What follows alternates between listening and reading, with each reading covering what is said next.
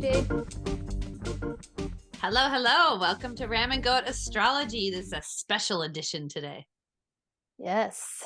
Scrambled eggs edition from my part. You said your brain is feeling really scrambled today. Yeah, I had a big weekend, and I feel like a really extra big month, and today I'm just not really here. That's cool. Yeah. You're in nebulous Neptune land. Yeah. What is it today? I have it on the calendar, but forgot to look. The 11th. The 11th. Yeah, my brain. We do all the transits, and I do put stuff in my calendar, but I didn't check it today. It is something. I remember that it is like it's a big I think it's a big transit today. Specific thing, yeah. Yeah. Oh well.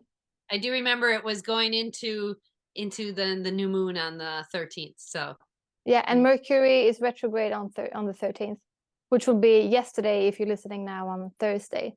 Yeah. Man, you're in the future. I'm in another state. I don't know what's going on. It is. And I'm trying to get all of my ducks in a row before Wednesday, before Mercury retrograde as well. And it's like my car is in service today, and I was like tick tick tick trying to do all of those things. I like it. How are the ducks?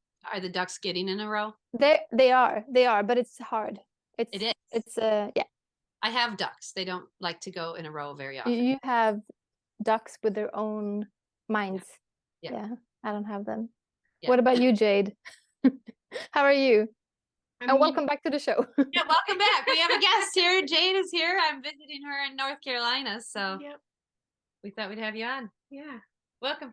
Very good. Very good. Thank you. I'm happy to be here. To the menagerie of scrambled eggs. We don't know what we're talking about today. Our life. Yeah. It really is. It really is. Jade was on an episode not so long ago, and we talked about your chart, but you also talked about what you do, which is animal communication, and I find it so interesting. It's interesting every time I do it. I never expect, and it always surprises me. And yeah, the animals they're all different levels of communicative. They're different levels of intellect in the animals, different methods of communication, ways of communication. Yeah. And you just had to talk to the dog you're living with. Yeah. And let him know his owner's not here anymore. Right. How'd that go? It was really. Wait, what's the context to this? There's a dog. We moved down here with my parents, my mom and my stepdad, because he had ALS, and he passed away this summer, and Romeo was his service dog. And so he was getting like attitude problems and snippy and more reactive on the leash and stuff. And it turned out he didn't fully comprehend that Charlie wasn't here anymore. So he thought that maybe he was gone for a bit, but he described it as he kept feeling whispers of him around, which for me translates as his spirit is around and I can sense him, but he's not here. The dog told you this when you were communicating with the dog. The dog told you that he still senses his human. Right. Yeah. In whispers, because it was like a whisper, and he was confused by that. Like, are you here? Are you not here? Are you coming back? So he was just like in this state of limbo where he was a service dog, and I had to kind of explain his retirement to him, but also that he still has, my mom that needs him to act right and to help her, and so that he can continue to be a part of the family out and about and stuff. So it was really just that enlightening, that point of perspective that he gave, so that we can understand where he's at and then meet him kind of in the middle to move on from this huge life event that we all just went through. So. And how did he take that the man who used to take care of him wasn't around anymore, like that he actually was not there anymore, and this was just his spirit that was still there around the dog? Like he had thought that maybe it was his fault that he didn't do a good enough job teaching him that. Oh, that's sad. Yeah, because he's an Aussie Doodle. So that Australian Shepherd, part of him is the herding, the guardian, and one of his people went missing and he didn't know it happened. Oh. He was present when he passed away and stuff, but I just the level of comprehension in animals for what's going on in our world, they don't always understand. There was a lot of people in the house for weeks after that and before that and stuff. So it was just a really chaotic, confusing time for him. And I felt like relief on his part, like it wasn't anything that I did wrong. So Yeah. it was good, I think. Yeah. Another class series, Advanced Masters with Lynn Schuster, that I'm going to be doing this Thursday. Actually, is our first class, so I set to communicate with him. One of my classmates will talk to him again, and I just really wanted to make sure that he was understanding everything. Sometimes it takes more than one session for everything to fully sink in and to understand and incorporate the new information to the new life and stuff. So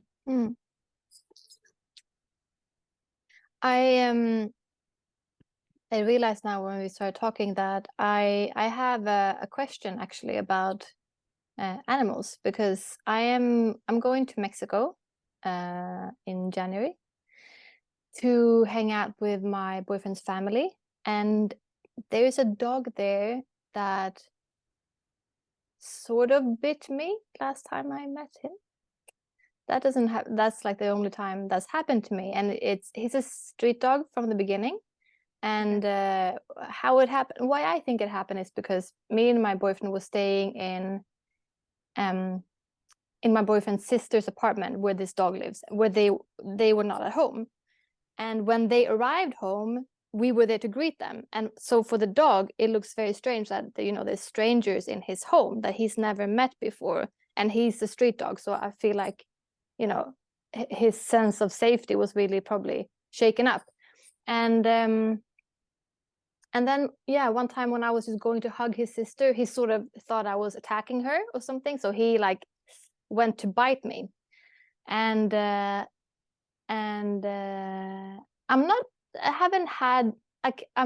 didn't grow up around dogs, but I love dogs, but I don't really have them around. So I'm not a dog person in that way, but I'm going to go and spend a lot of time with them soon again. I'm sort of thinking about because I don't want to be scared, but I know that I will be hesitant, and I know that they can smell it.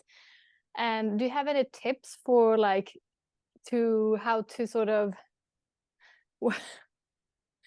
this is not animal communication really, or is there anything I can do? Treats in your pocket is always a good. Always. Oh. So food. Yeah. Okay.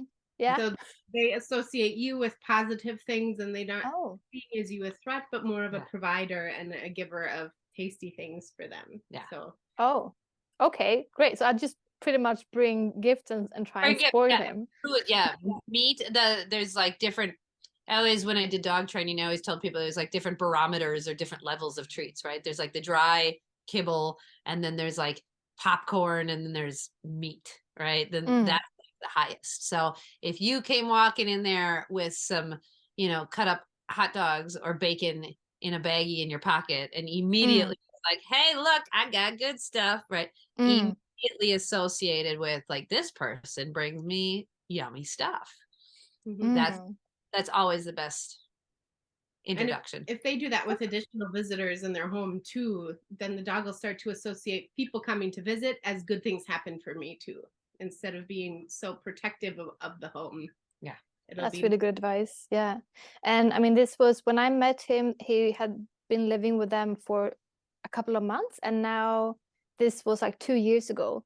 So it's been, hopefully he's matured into, matured, I hope. But still, I'm it won't hurt if you bring treats. Oh, okay, great. Yeah. Oh, I'll fill my pockets. There you go. Yeah. I actually, when I did dog training, I would have people who had reactive dogs, I would have them put treats in a basket or something outside the door and have a sign for visitors. Please grab a treat on your way in to give to the dog, right? Then that way people didn't have to bring their own. So Yeah. There you go. That's amazing. There you go. The dog whisperers.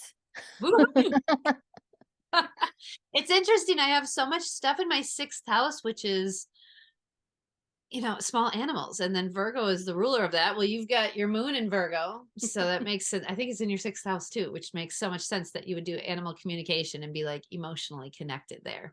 And then I've got like four or 5 planets in the 6th house, including Uranus. So I have chaotic small animal connections. And right now we are at 11 cats.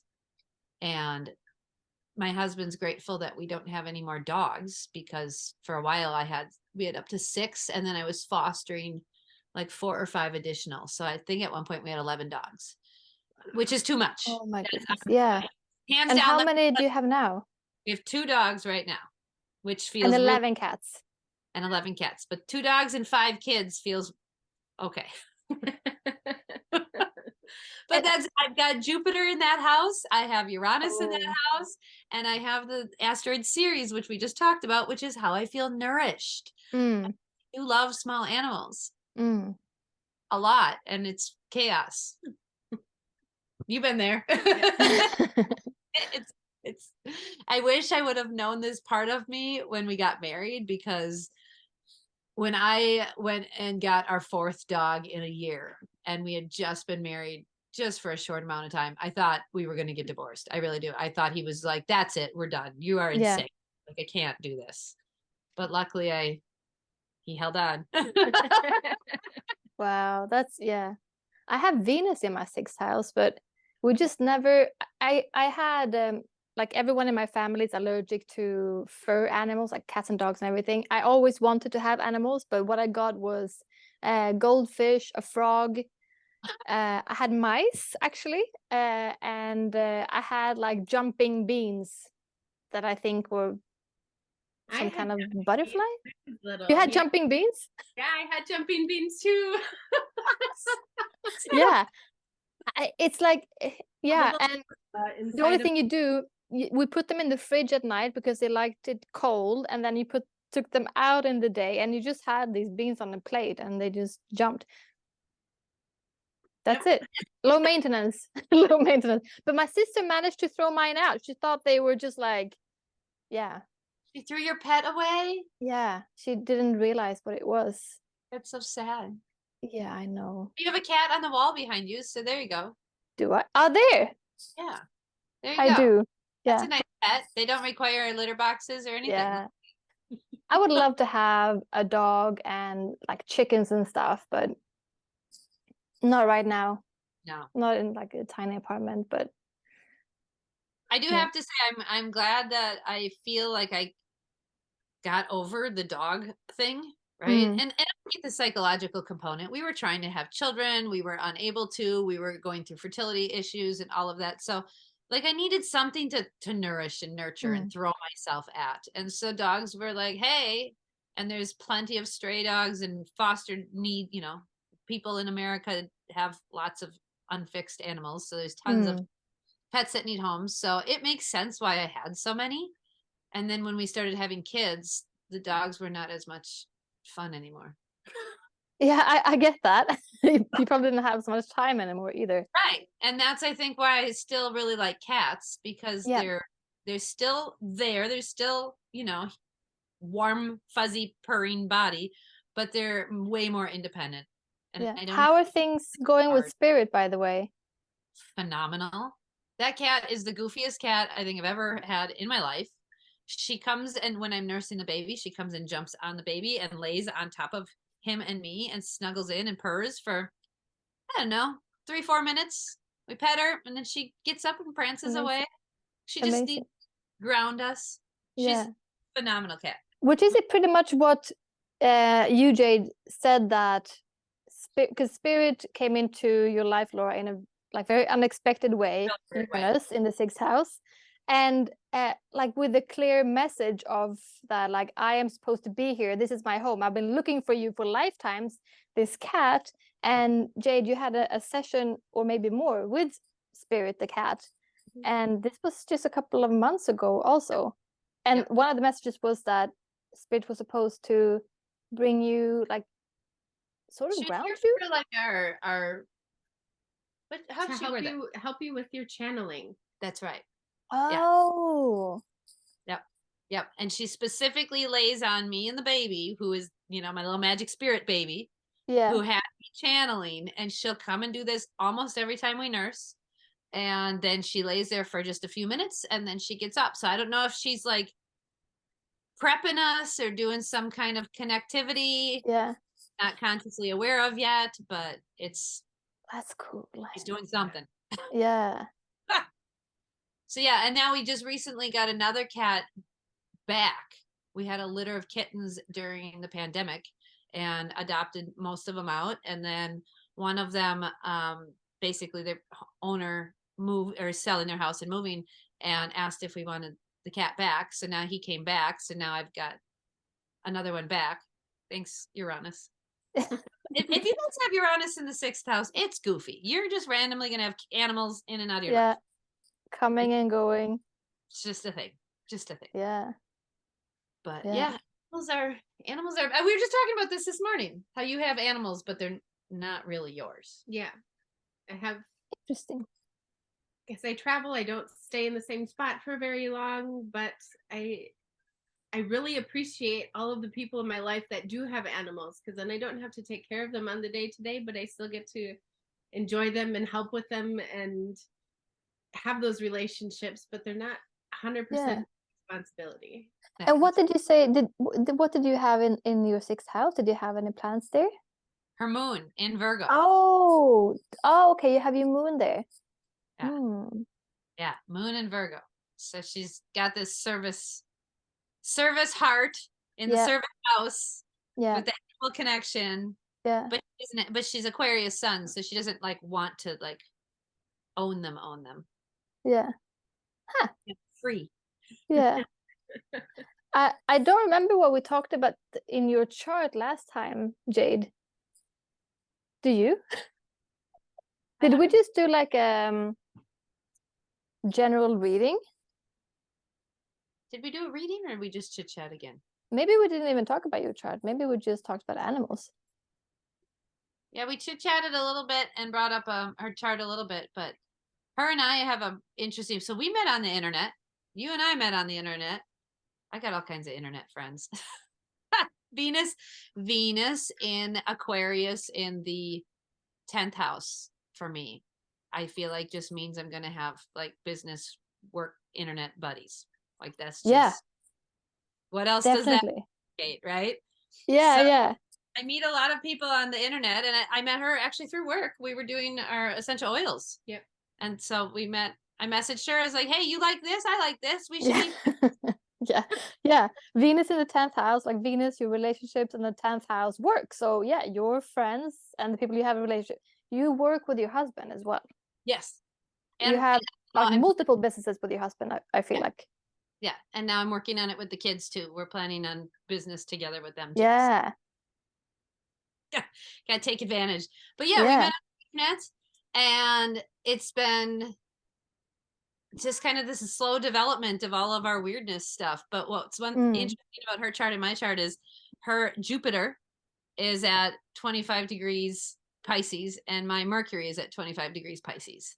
And right now Neptune is sitting on top of her Jupiter and my Mercury, which makes us like really telepathically connected, which is super, super weird.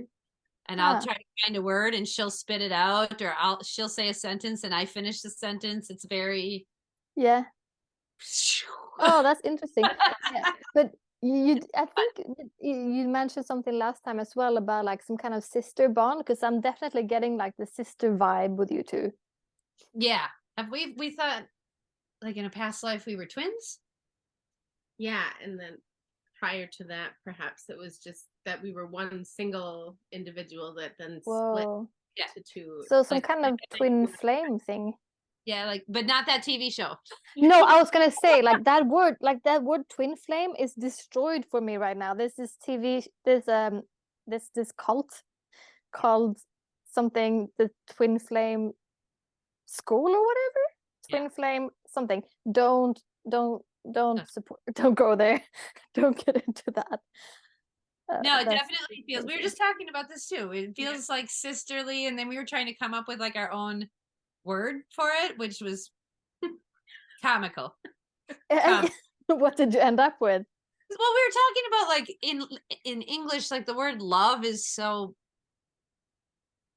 all encompassing. It's like in Italy and France, they have like multiple words for different relationships, different types of love, things like that. So we were trying to be like combine like sibling and love and together and what Lovers. or siblings, right? Siblings. Like, I don't know. It was weird. It was weird. Lovers. We didn't come up with a good one.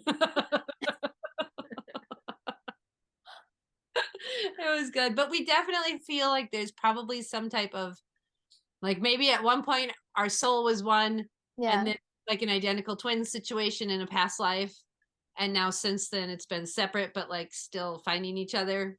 Yeah, like that. Yeah, something along that line.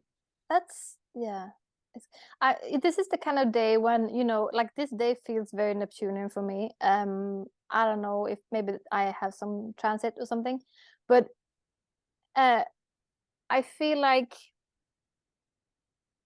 yeah, just the thought of like, past lives and everything feels, because today I felt like I've been in a parallel universe a little bit. So all like thinking about past lives, and that it's just so mind-blowing, and I can't wrap my head around it. Like that's what, I believe that we come back again and again and again, but it's like it's so big, so I can't comprehend it. It's like, sometimes you'll have a thought and you'll get really far, and then it's like it gets so big, almost like it's on a different level, so you can't really reach it. Yeah. So, your like brain you need like, to go never to different mind, states. I can't. Yeah, like you need to be in another layer, like in another state, to actually comprehend that thought. Yeah, that is where you're going, but you just like you're almost there, but you can't really. Yeah, that's what past lives is a little bit.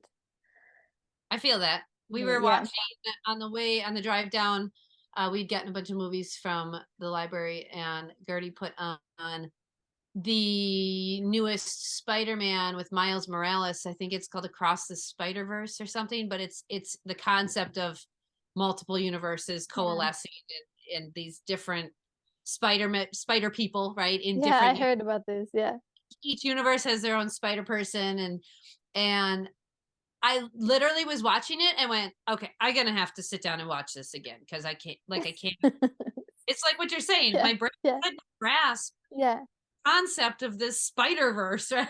This is too much for me right now. Yeah.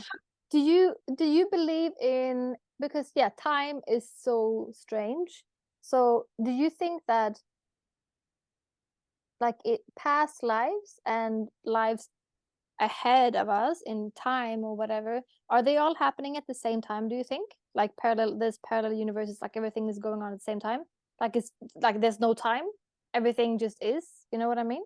I do know what you mean, and I don't know if I have an opinion. Do you? From the learning that I have done, everything sort of happens simultaneously, but in order to give our human brains some sort of understanding and organization, we have to have a linear time understanding, if that makes sense. Yeah. Can do you think that we can have memories of future, and I'm doing what's this called? Quotation. I'm doing quote signs. Do you think we can have memories of future lives? Because everything is like now, like premonitions or. Yes. And one of the things I've been playing with in my meditations when I do get a chance to do this, it's few and far between recently, but when I am playing around with meditations, and especially with my chart right now, I'm having a Neptune square Neptune. And so I'm having this transit, which happens to everybody at, their late 30s, early 40s, and which makes things foggy and nebulous, but it also helps you kind of tune into this spiritual department. But for me, it's Neptune square Neptune with my natal Mercury right in the middle, like right between the two. So I feel like I'm really, really turning on, right? More air quotes here, turning on this connection to spirit. And really trying to grasp this stuff. And one of the things I'm doing in my meditations is visiting my future self and my past self, and just like going to my own different timelines. And that's been really interesting to go and talk to my future self. Sometimes she's very welcoming and sweet, and sometimes she's like, I'm busy, what do you want? she's very annoyed with me on her own. So it's kind of funny. I kind of like it when I find myself being irritated with myself. But I've been able to go ahead and go in the future of my own timeline of this world and talk to myself in like when I'm about 50, so about 10 years from now. Yeah. And was that a conscious thing that you decided that you wanted to do that, or it just that happened? was my act, like my meditation focus was that. Huh. Like Why did you want to do that? This was when I was working on, this was about 6 to 8 months ago, when I was really working on financial healing and receiving, and working on healing my wounds around receiving, and just all of this past trauma. And I wanted to see if there was any knowledge that my future self would share with my current self to do any of this deeper healing. And what I found out was that frankly, she was kind of annoyed that I was even bothering her. And she was like, you know what to do, you're doing it. What do you want from me? Like, what? Just keep doing what you're doing. It was very much like how I would talk to my kids if they bother me in the middle of a project or something. Like, what? Go figure it out. Think for yourself. I did that to me. So, you know. Yeah. It's interesting. I can see how like the older you is doing that. But it's sometimes like, come on, I'm asking because I'd like some reassurance. Be nice. I'm you. Right. And she was like, yeah, you'll get it. You're doing it. You're doing what you're doing right now is what you need to do. So go keep doing it. Like, she was nice enough. I love that I'm talking about myself like this. She was a nice lady. She was very much like, I'm busy. I got shit going. Go do you. You're bugging me for. That's just like you now. In 10 years, if you do a meditation where you meet your younger self, be nice. Like, yeah, be nice. I'm busy doing it right now too. Yeah. Yep. Yeah, she was busy getting the money. She was actually, she was. And one of the visitations I did, she was actually in a room that we're going to be building in our new house. And I didn't know where she was at the time because we hadn't designed this room yet, but now it's like that green room, and with the bathtub. Yeah, she was in there. And so I'm good. It's like 3 seasons, because you live in the northern climate, right? And you know what it's like in the middle of January, where you're like, I just want to be in a warm green space. And so we're creating this like kind of greenhouse room off of our house that's going to have a wood heater and a clawfoot tub, and then like a little table with, you can have tea and whatnot. And she was sitting there, and there was like mango tree around her and some citrus trees and like shit that doesn't grow in Wisconsin, right? But it was all growing in there. It was. I mean, in 10 years, who knows what we can do? Anything. Yeah. So at least I know, like, well, at least I'll have this nice green space in 10 years. And how did you? Because I mean, you are very, you've been meditating for years and years and years and years, and you have this ability to connect with other beings and yourself in different time periods. But for someone who is just like wanting to, maybe like, if I would do this, I probably wouldn't be able to have a conversation like that with myself and maybe see the room or whatever, but maybe I could get a vibe. I could get like a sense or like a feeling of something. But so if you want to explain just like practically, what do you do to get there? Well, she helped. I actually had her create me. Jade, pointing at Jade. I had Jade create a meditation for me, which was really helpful to go to my, like, it was like my personal planet, or the planet I've come from. And I call it my purple planet. I don't actually know the name of it, but I've gone once in a class I was in. I went there to this like home planet I came from, and everything was mauves and purples, basically what I'm wearing today, blues and mauves and purples. And from there, I could kind of bounce to wherever I wanted to go. So the class that I was in taught me to go sit in my garden meditatively in my mind, go sit in my garden, and then I could get essentially like Star Trek, where they would like beam me up, right? This is what it was. It was like a portal that I'm in my meditation. I went to my home planet. And so that was the class that I learned. And then from there, I wanted to keep doing that. So I had her create me a meditation, and I kept doing that. And then once I was at my quote unquote home planet, then I could kind of bounce or go to whatever doorway. I like to call it a doorway because that's what it feels like. Whatever doorway. And my intention in my meditations, it took me a couple times. I want to say probably 4 or 5 practice sessions to actually like settle in enough, get my brain to calm down enough and just get into the right frequency. And finally just was able to access it. And there was quite a few times I was able to like pop my head in the door of my future life, but like didn't talk to anyone, there was no like interaction. It took a while before I felt like, oh, I can invite myself in and I can do this. It was definitely not like right. I had to work up towards it. So And so to kind of break that down even smaller, Please do. it's finding a safe space for yourself and grounding yourself, getting your mind clear, and then setting your intentions of what is my goal to accomplish. Am I just looking for explorer and I want to see what I find? Do I have a particular location in mind?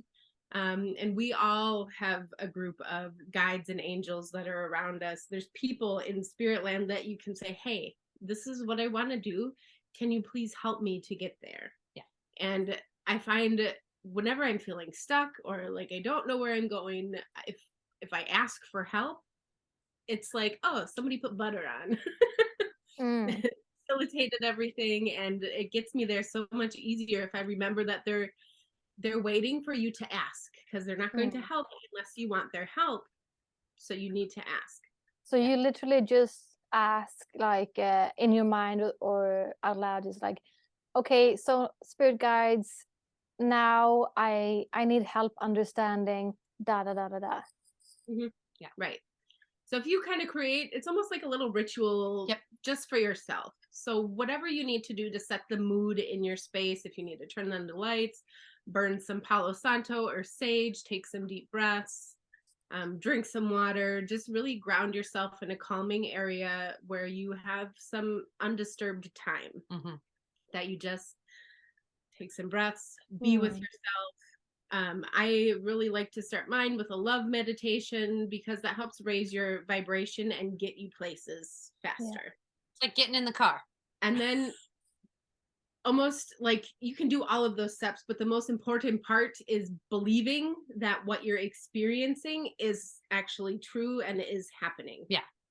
Because you can do all of the steps, but if there's doubt in your mind, if you think this is a crock of shit and I'm not actually doing this, I'm just talking to myself, I'm making stuff up in my head, that even like those doubts come into my mind even when I'm doing animal communication, and I've talked to a lot of animals, and anytime the doubt creeps in, the information stops. And when I trust, I'm always taking notes, usually on a computer because I type way faster than I can write. So like the flow of information stops when doubt creeps in, when I second guess. If I just type my experience out as it happens, then it keeps happening. Yeah. So it's almost like typing for me. Everybody's different, but for me, typing is my acknowledgement and my like record keeping of what happened in my experience. So I can go back through, and there's always like editing for clarity, but it helps you kind of examine that experience a little bit more too, so that you don't forget stuff that happened. Because if you're meditating for 10, even 5 minutes, you have an experience, if you don't write it down, sometimes those details get lost. Yeah. For me, I don't do the typing, but I put my voice recorder on my phone and I will talk out what I'm seeing. And I've also found that different frequencies of sound in the background help tremendously. So like I listen to a sleep music at night. It's like 400 hertz or 432. 432. Yeah. 432 hertz music. I put that on at night for me and the kids, especially when we're traveling and whatnot. But I found that frequency helps tremendously when I need to get into the meditation vibe. Yeah, because it's the wavelengths of the brain, right? There's alpha waves and theta and beta, all of the different wavelengths. And meditation is a specific, especially the deeper meditations, is a specific wavelength, and it's a real almost sleep. It's like an active dream. Yes, but it's a halfway. You're activating that part while not totally deactivating your conscious waking brain waves too. Yeah, it feels like a dream, but like a daydream. Yeah. So then your pineal gland would be like more activated, like opened up. I had a really cool experience a few months back where I communicated with my late grandmother. Ooh. And this, I think, why this could happen was because almost a year ago I did a past life regression, and then I was doubting all the way through. And I was there, massive expectations. Good Capricorn you are. Yeah. But the first thing that happened when she said, I'm gonna now drop you into the life where you're supposed to tell us something or whatever. And she said, tell me everything you see. And the first thing I see is that I'm falling down. I look down on my legs and they're fluffy and blue, like a cartoon. I'm like, hell no, this is just this is not real, So all the way through, I was doubting everything. So I would love to do that again, because I think I can go way deeper. And we talked about this before, Laura, and I realized after that, because I also experienced a lot of things in there, but you acknowledged it for me, Laura, because there were a lot of physical experiences, and you were like, yeah, well, you have a lot of earth. Of course, it'll be physical. You feel it. But so after that, I have not been doubting myself as much in the terms of like what I'm feeling and sensing is real. So one afternoon, I was just at home, and I don't know what, I was alone and just listening to music, and sort of sometimes it would just happen naturally that I get into that vibe of I feel like I'm very close to myself, like I'm very here.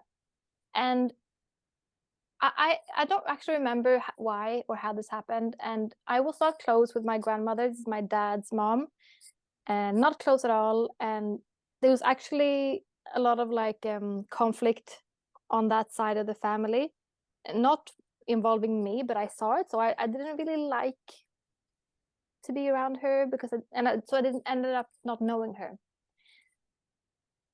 But yeah, this night or afternoon, I asked her questions, and I got so many answers, and I was typing. I have them. I just remember this when you were talking, Jade.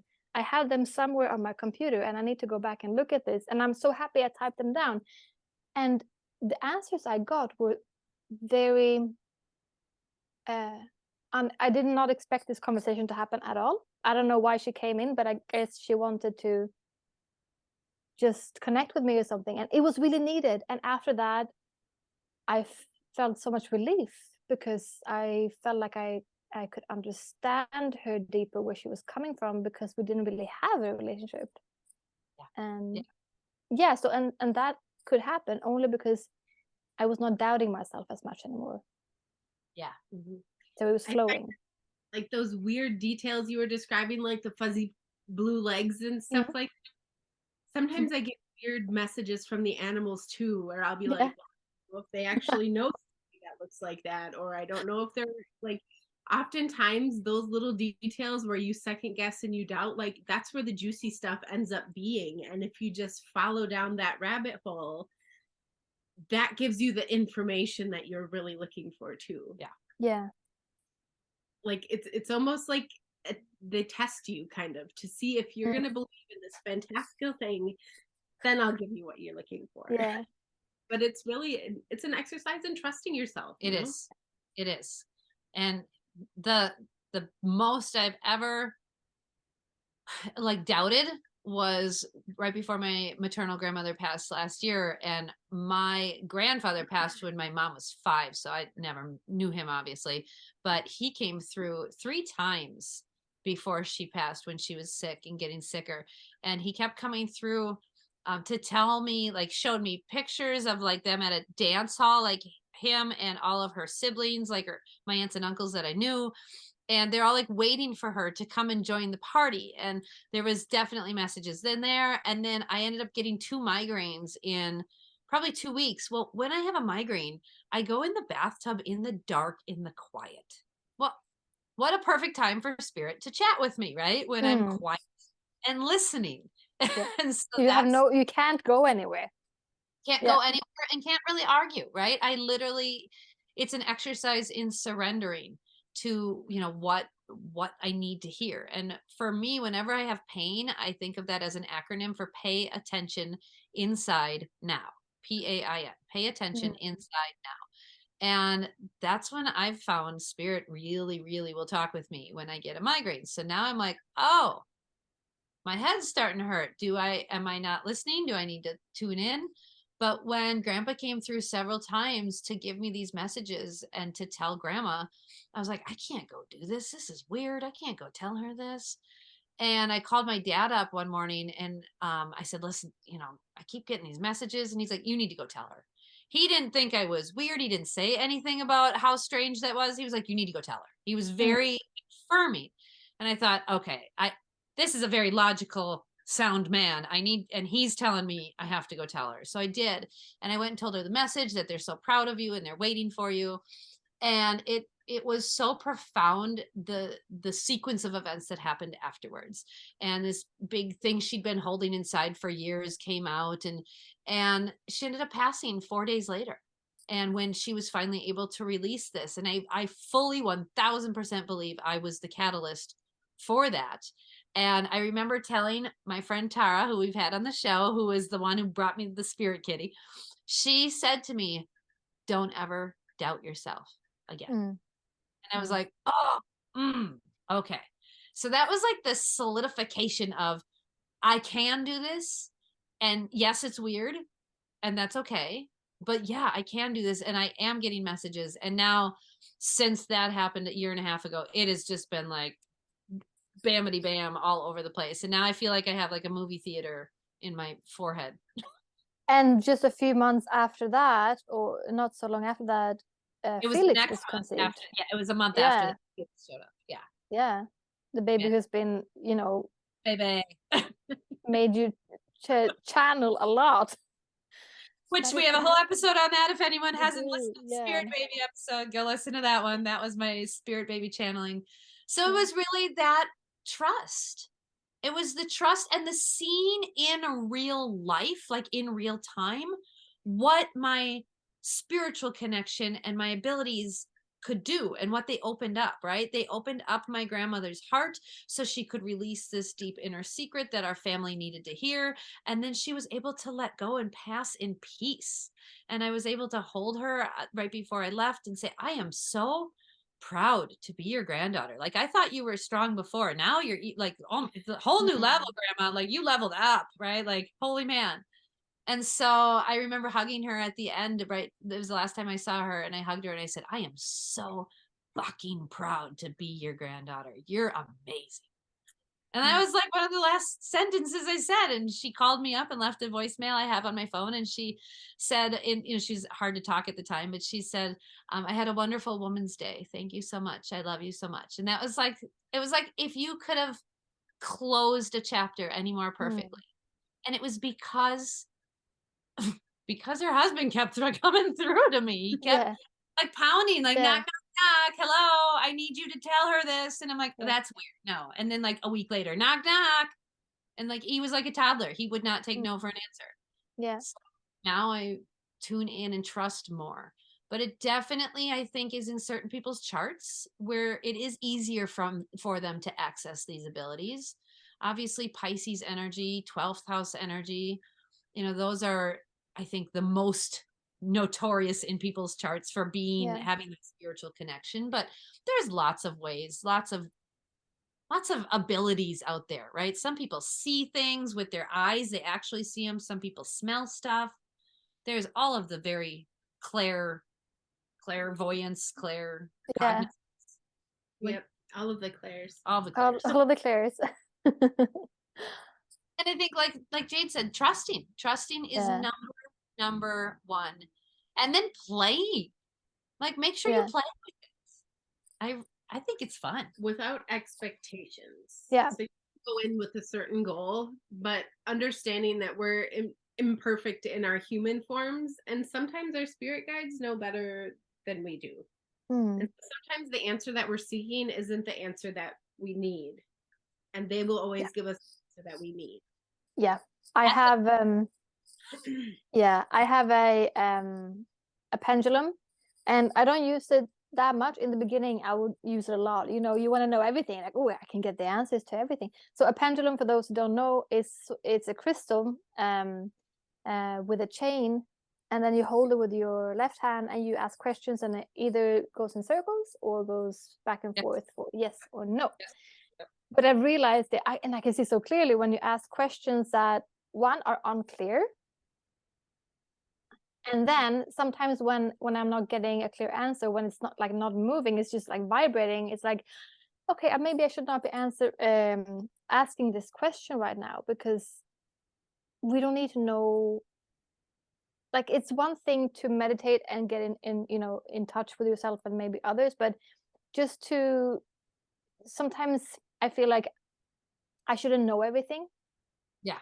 You know, so it's really like the balance of when do we need to hear the yes or no things, and when do we not, when do we just sort of trust our intuition instead of having to have the affirmation. I have experienced this, like when I'm asking questions about something that I really have no right to have the answer to, and being nosy, I'm asking too much. Yeah. And it won't move. It won't tell me the answer. It's really an intuitive knowing of what we need to have, rather than what our nosy human selves. Yeah, because sometimes, and then when that happens, I'm like, oh, well, do I actually need to know this? Like, what would happen if I would get the answer to this right now? Like, you know, I need to go through it instead. Absolutely. And on that note, I have played around with visiting my future self, and I've tried to go significantly further in the future. And I have attempted this probably 3 times, and I can't get past 51. Like there's like a blockade there where spirit is like, not necessary for you right now, honey. Yeah. So I do know that there's a lot of shifting that happens around that 50-51 time frame for me. And just looking at my chart, and I would be having a Saturn square Saturn at that time. And like there's all kinds of stuff that would be going on at that time. And because I'm too nosy and I check the charts, right? You Gemini, you. Right. And I can't, like, it won't go past. It's like, you don't need this information right now. And that's probably why my future self was even irritated when I visited her at 49 or 50. She was like, why are you here? go back and do what you're supposed to be doing. What are you doing here? Right. Yeah. Getting distracted. Exactly. Yes. I want to see all the shiny stuff I have. I want to see what's going on. No, you know, check your own timeline. Yeah, it's so interesting that I remember being younger. I was so intrigued by the future, the getting answers about the future, like how many kids will I have? Will I get married? When will that happen? Will I have a house? You know, you want to know all of those things, and I guess it's a way of processing whatever you're going through. Being a teenager, you go through a lot, and a young adult as well. But now I don't feel like I need those answers. Yep. I do when I get angsty.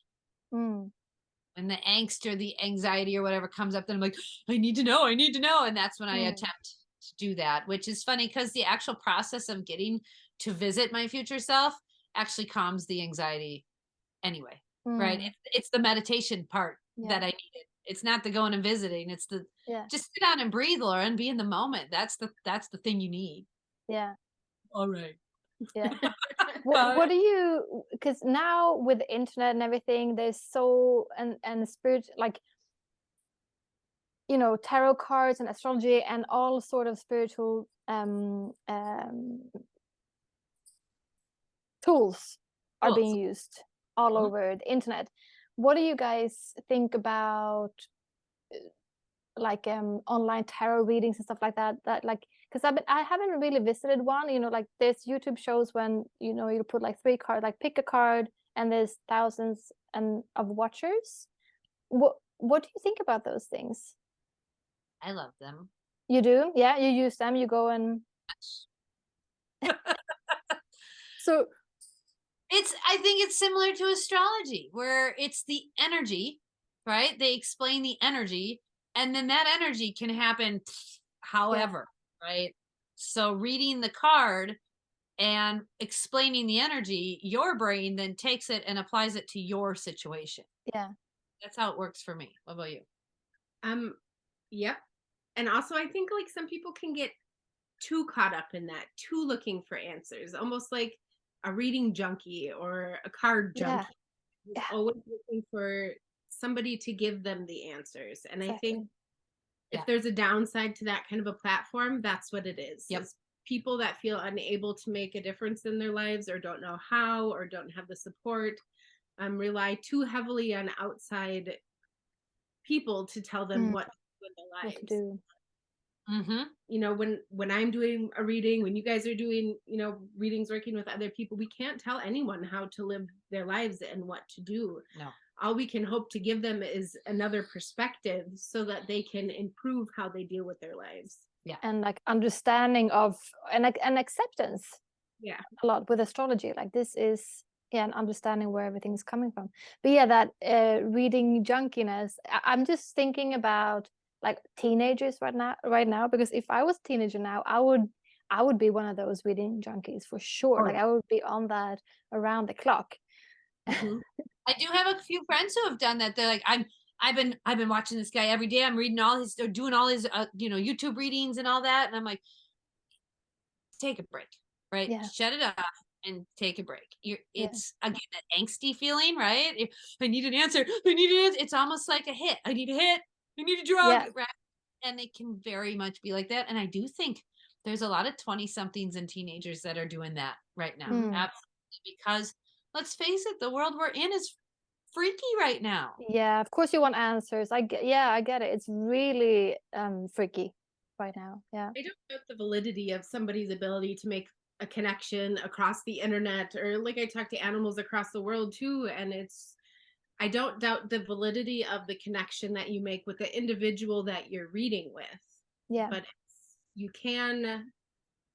it's what the individual does with that information and how they conduct themselves in their lives that takes it from a healthy dose of perspective to an unhealthy reliance on somebody. What I need to do. Yeah. I'm going to check one of those shows out. They're good. I'm going to give it just to see. But yeah, because then what happens when if you're a reading junkie, you start looking outside of yourself all the time, and you stop trusting yourself. Yes. And your intuition, because you're always waiting for someone to tell you the truth. Yeah, we were just talking about this yesterday, and it goes along with our show about integrity, right? And doing readings with integrity. And I had just done a wonderful reading yesterday for a couple, and who've become a friend of mine, and they've been a couple for a long time, and since 15 and 16 years old. And so they have a lot of similarities to Philip and I, and going through similar situations at this point in marriage. And it was such a great reading, but my goal is always to provide ideas to them and understanding of how this person functions and how this person naturally functions, and what I call it like their default patterns, right? This is the default energy that they will resort to. And then we got to take that default energy and work in the highest good. And here are, 15 different ideas, and you guys can take these ideas and make them your own. I never want to tell people what to do or what they should do or what they can't do. But we were talking just yesterday afternoon about how I feel uber responsible to be really, really careful with how I word things. I feel like, these readings can get real vulnerable. we get really deep into emotional stuff and private It's stuff. super private. Yeah, it's like people, I don't know if everyone realize how looking at someone's chart is really, you see a lot. So it's really a privilege to see someone's chart. It It is really a is, yeah. I feel very honored. So we were talking about that yesterday, and just that responsibility of making sure that whoever you know, anybody who gets a reading, anybody who does, you know, goes to see a psychic or has tarot card readings, like, you have to have a level of trust in your own self as you're getting that reading from someone, right? You have to have your level of knowing that's not good information for me. I'm not going to take that, right? Or, oh, I love that information. That works for me, right? You have to be able to discern what works for you. And a lot of times we're asking about stuff that is really private stuff, and it makes you feel very vulnerable, whether it's in your chart, in your private life, or I'm talking to somebody's animal who has passed away, that they had to make the decision to, you know, help them transition, and they're feeling like we have the power to destroy people. Yeah. But we work in the light. We work with the opposite energy to help give us the integrity that we need to have, and the respect to how people receive what we say is really super important to making sure that they receive the correct message from the information that we got, because spirit side isn't going to want to give us a whole bunch of information that we turn around and butcher the translation for, and we hurt their loved one. Like, that's not their intention. No. You know, to start out with. So yeah, integrity is it's super huge. Yeah. It's huge.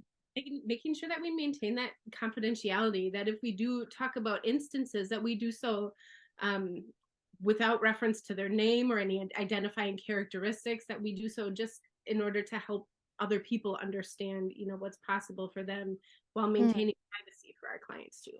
Absolutely. Yeah. But we didn't start out this, like, when we connected, I think there was always a spiritual thing, but we didn't have words for it at the time. What was it, 2015 we started hanging out? That was not like how our relationship started. You didn't call each other's lovers? No. Not at all. That's so funny. No, it just kind of developed that way, and as we both grew, and we've been through a lot of stuff since 2015, and a lot of life upheavals, and we just kind of keep coming back into each other's realm, and as we level up, the friendship keeps a togetherness leveling up. Yeah. It's uneven. There's some relationships where you're continuing to grow, and you kind of have to let that other person mature at their own rate. But we just keep going together. Yeah. That's really nice. It is. And I don't have a sister in this realm, and I don't know what that connection is, but I imagine it'd be like this, you know. You have a sister, so you've got that connection, but it's just, I don't know, it feels like sisterly. It really is.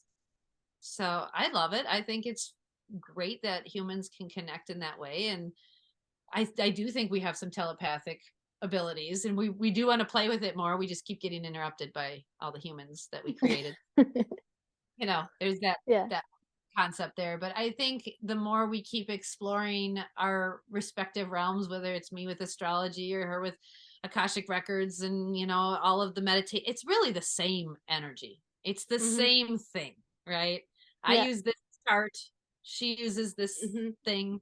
So whether you want to call it, I go to my home planet and I talk to my future self, and I could call it, well, I went and visited the Akashic records and talked to my future self, or it's just different concepts to give our human brains an understanding of where we're, because we're so oriented in space and time here in order to make sense of our experience that we're having, that when we're communicating with the other side that has no concept of space and time, we need to give it some framework in which to function and meet kind of halfway in the middle. I like that. Yeah.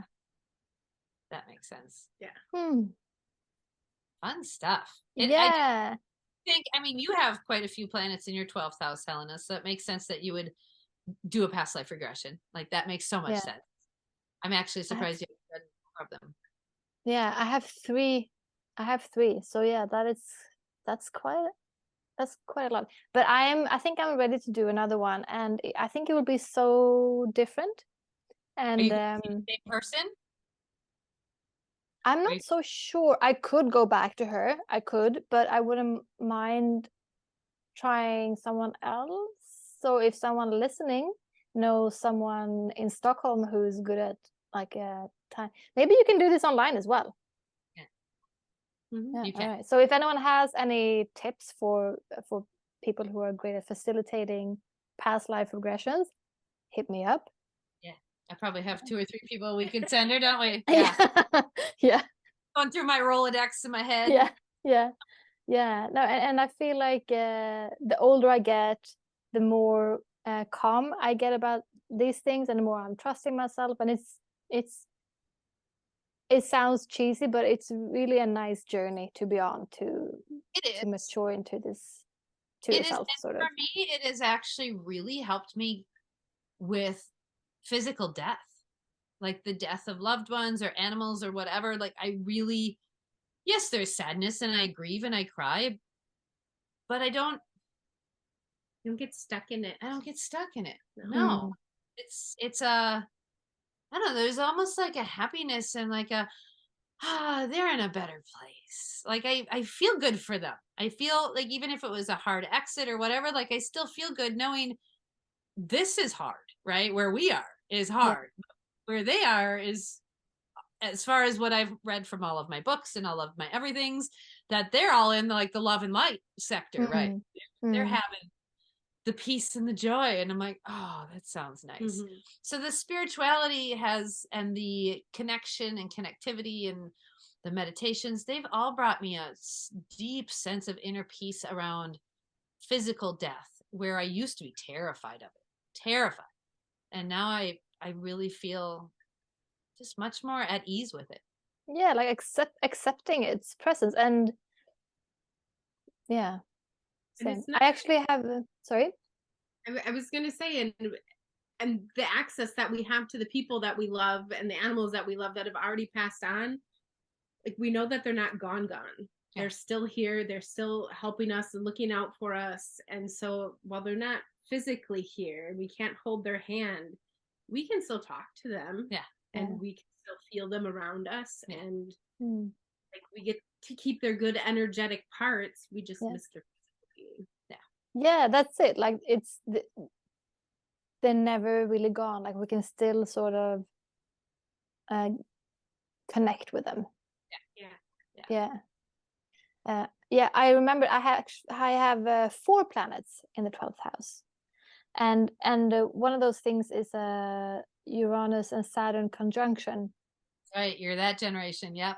Yeah, in Sagittarius. So I think, and I've also, when I think back, when I travel, I'm very much closer to myself as well, and it happens sort of in spurts, like it's that Uranus thing. So that explains a lot. Yeah, it really does. It really does. I think understanding your chart, and if you need help with that, I mean, we can certainly help you with a reading. But if you'd like to know, hey, how can I connect best with spirit? How can I, what's my programming on how to get to that path, right? Some people can do it in way different ways than I do it, right? Some people don't need to sit and meditate. Some people need to go out and exercise or whatever. There's a myriad of different ways that people connect, and it's in their chart. It really is. It's kind of all over that. So I love that you can do it how it works for you. So yeah. So that was a fun conversation today. Yeah. All over the place. You never know where we land. Right? No. Yeah. No. I love it. Well, thanks for jumping on with us today, Jade. Yeah, certainly. Thanks for having me. I love talking about all of this stuff. We're going waterfalling today, so we're gonna go in the mountains and and go with spirit and the land and Mother Earth, and find some connection out in nature. Have fun. Are you gonna go like in little things down a waterfall? Or No, we're not down waterfalls. We're just gonna go a hike in the woods to find the waterfalls. Oh, okay, I get it. A little cold to go in the waterfall. It would be, the water's probably about 40 degrees right now coming out of the mountain. Nice and refreshing. Ooh. I love it. Well, thanks for tuning in, everybody, and we will catch you next time. Bye. Thank you for joining us on this episode of Ram and Goat Astrology. You can support the show by buying us a coffee or a tea. Link in the show notes. Your financial support means the world to us. Join us next time.